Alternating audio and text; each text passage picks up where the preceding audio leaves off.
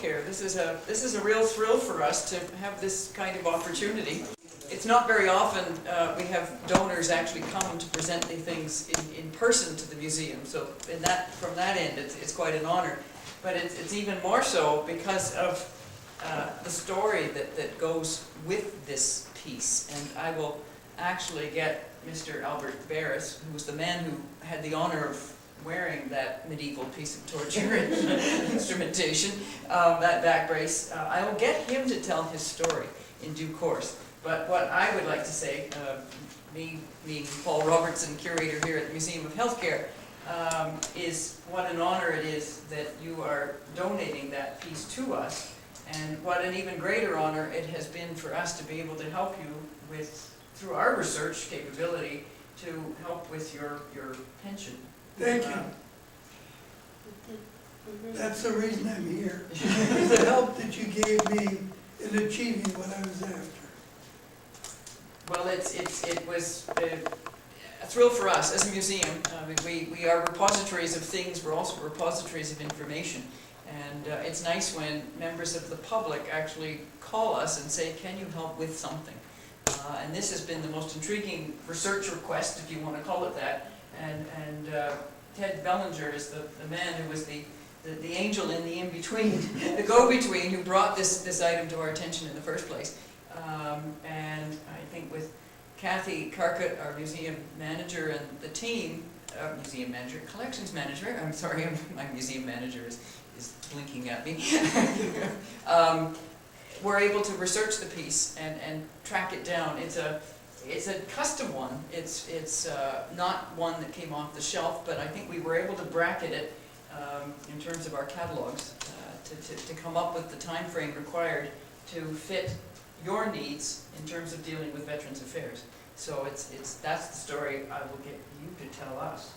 In addition to this, I have a small donation to make for you, a very small donation. Oh, well, towards your museum. Thank you, Mr. Barris. That's a real honor for us.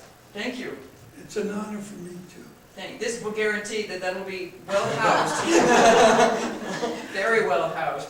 Thank you. Can you tell us, Mr. Barris, the story of the brace? Well, it all started during the time I was in the Air Force. At the time, I was a physical training instructor, and we were doing very severe physical exercises with the recruits and the air crew to get them in a physical shape before they went overseas. And during the course of the exercises at Three Rivers, Quebec, they had us climbing cliffs and sliding down ropes and etc. Somewhere along the line, my back was injured, and after the war, during my working years, I was looked after by a doctor at the Mount Sinai Hospital who sent me to I guess it was a tradesman who made this back brace for me, and I wore it for many, many years until I outgrew it. I went from 170 pounds to 200 and something, and this would no longer get around me. But it did help me very much at the time I wore it. It stopped me from bending over where all the main pain was coming from. So I was very glad to have it at the time. And that's about it. This is, for our collection, is a wonderful piece, partly because it's the only example of custom-made braceware, if you want to call it that we have.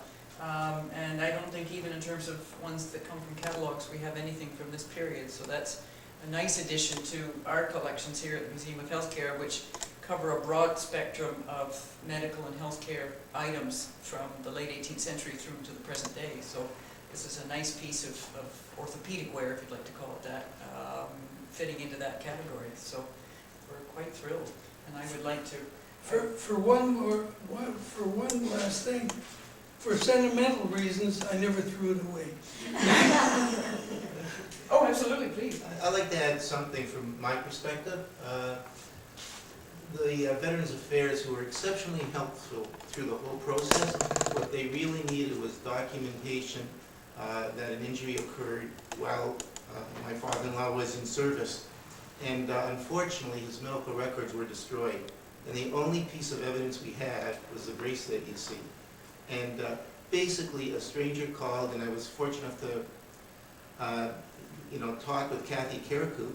And from the very first conversation I had with her, she only wanted one thing, and that was to be helpful. And I was a complete stranger, and she represented this museum and all of the people who work here terrifically well. I was surprised at the amount of work that she put into taking photos and then doing the research and then actually dating it, writing up descriptions and writing up the information. That was exceptionally helpful. And then along came Paul, who joined into this, and between the two of them, they provided the documentation that led to a very happy conclusion for the Vets Association as well. The Veterans of Canada want to help their veterans, and I think that should always be remembered. And it was this museum that allowed that to happen. And I felt that I had fallen into a wonderful team of support people, and my work was minimal. Their work was major, and they are the heroes of this.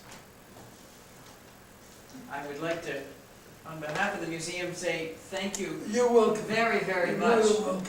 to both of you.